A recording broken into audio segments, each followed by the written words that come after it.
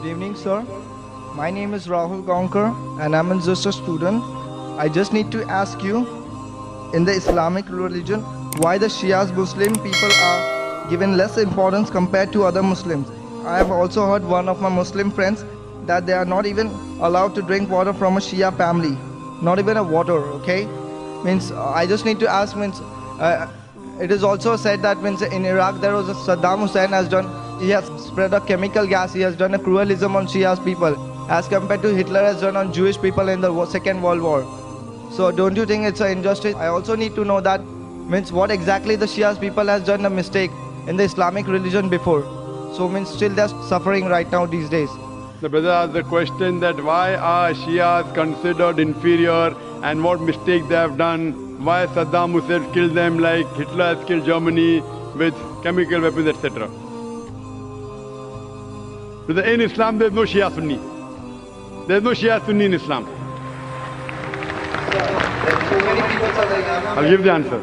I'll give the answer and then you're most welcome. In Islam, there is no Shia Sunni. What Quran says in Surah Al-Imran, chapter 3, verse number 103, وَاتَصِمُوا بِحَبْلِ اللَّهِ جَمِيعًا وَلَا تَفَرَّقُوا. Hold to the rope of Allah strongly and be not divided. We have to hold to the rope of Allah, the Quran, and the teachings of the Prophet, the Sahih Hadith.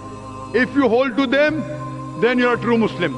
There is no Shia Sunni in Islam, and there's no sect in Islam. The Quran says in Surah Anam, chapter number 6, verse number 159, O Prophet, anyone who makes division, who makes sects in the religion of Islam, you have nothing to do with him. Allah will look after their affairs on the day of judgment. And our beloved Prophet Muhammad said that there will be 73 sects in Muslim. Out of that, only one will go to Jannah. The Sahabas asked, which one? Those who follow me and my Sahabas. Those who follow Quran and the authentic teachings of the Prophet. So, the Quran says, don't make sects. A Prophet said, even though the Quran says, there will be some people who will make sects. How many? 73. The one who will be on the true path is one who doesn't make sects.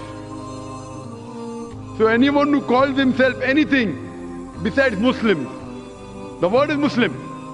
Muslim means a person who submits his will to God. What was the Prophet? Was he Shia? Was he Sunni? What was he? He was Muslim. And the answer I gave to the earlier sister of Surah Al-Imran, chapter 3, verse 64, it says, فَقُلُوا شَهَدُوا بِأَنَّا مُسْلِمُونَ. We bear witness that we are Muslim. If you want to judge whether the Muslim is right or wrong, what you do? You check with the Quran. Let him call himself Muhammad, Zakir, Sultan, Abdullah, no problem. You check it up if he's following the Quran and the authentic teachings of the Prophet. Bukhari, Muslim, authentic teaching, he's a true Muslim. If he goes against the true teachings of the Prophet, the Sahih Hadith of Bukhari, Muslim and all the other Sahih Hadith, and goes against the Quran, he's not a true Muslim. A true Muslim is a person who follows the Quran and the authentic teachings of the Prophet Muhammad Sallallahu Alaihi Wasallam. So when you come to know, let him call himself anything. If he does not follow the Quran and does not follow the authentic teaching of the Prophet, he is not a true Muslim. Regarding the second part of the question, Saddam Hussein. Saddam Hussein is not there in the question. It is in the question, no? Saddam Hussein. Saddam Hussein killed Shias. Brother, I don't know whether he killed Shias or not. The media says. But whether it be Saddam Hussein, whether it be Hitler, whether it be George Bush, anyone kills any innocent human being, leave aside Shia Sunni, even if he kills innocent Hindu, innocent Christian, innocent Jew, it is a big crime. Let it be Saddam Hussein, let it be George Bush, let it be Hitler. Anyone who kills any innocent human being, whether Muslim or non-Muslim, whether it be Hindu, whether it be Christian, whether it be Jew, anyone kills any other innocent human being. If he's done it, it's a sin, it is prohibited. I am not here to protect anyone. Let his name be anything. George Bush, Hitler, Sultan, Abdullah, Tom, Dick, Harry, anyone. If anyone kills any innocent human being, it is prohibited. Hope that answers the question. It means you want to say that you should not believe in this Shias, Sunnis or Bohri Muslims, sir? I am not saying that. Quran, there is no Shia Sunni in the Quran. Means so there's no so Bohri many in the masjids Quran. are there, so many masjids. That we tell them. You ask them, where is the word Shia mentioned in the Quran? Ask him, where is Bohri mentioned in the Quran? Sir, my college is there in Bandra, sir. I'm studying. So these people are not following. What you have to do, ask them. Are they following the teachings of Muhammad sallallahu alaihi wasallam? Are they following the teachings of Allah subhanahu wa ta'ala? Allah says in the Quran in Surah An'am chapter 6 verse number 159. Anyone who makes sects, division in Islam, you have nothing to do with him. Anyone who divides the religion of Islam, it is prohibited.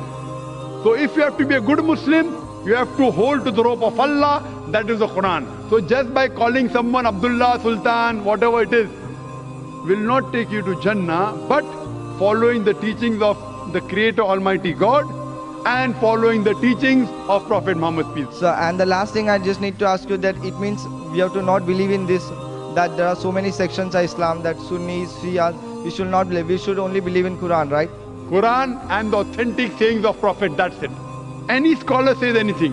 Quran says in Surah Nisa, chapter number 4, verse number 59, Atiullah, Atiur Rasul, obey Allah and obey the Messenger. And continues, and those who have been given the authority for command, those who are charged with affairs, that means you have to follow Allah, Almighty God, His messengers, and those who are knowledgeable. But the verse does not stop there. It says, if they differ, if the people of knowledge differ, go back to Allah and His Rasul. If someone tells you something, you verify from the Quran and the authentic hadith whether it's right or wrong. Just because any scholar says anything, it carries no weight in Islam. So that Our thing is Allah, Almighty God and the Messenger. If any scholar says something, if it matches with Quran and Sahih Hadith, you accept it. If it is against Quran Hadith, you reject it.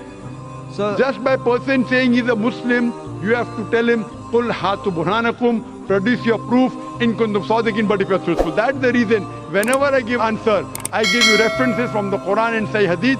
What I'm saying, what Dr. Zakir Naik says, is zero in Islam. It carries no value. What I say in Islam is zero, nil. What Quran says, what Almighty God says, what our beloved Prophet Muhammad sallallahu alaihi wasallam says, that carries weight. So what I'm giving references. Person who does not know, I'm giving references. My answer is based on this teaching of the Quran, these verses. My answer is based on this teaching of the Prophet, Sahih Bukhari, volume number so and so, etc., to give proof. So what they say carries weight, what I say carries no weight. Hope that answers the question. Allah Ta'ala फरमाते सूरह अनाम में सूरह number 6 आयत number 159 में 159 में, ए रसूल उन लोगों से कह दो जो लोग आपस में अपने मजहब का बंटवारा करते, आपस में इस्लाम के फिरके बनाते हैं, ए रसूल उनसे कह दो कि आपको उनसे कुछ लेना देना नहीं, अल्लाह सुब्हानहू व तआला उनको सही रास्ता दिखाएगा। उसका मतलब इस्लाम में फिरके बनाना कुरान के मुताबिक गलत है, हराम है।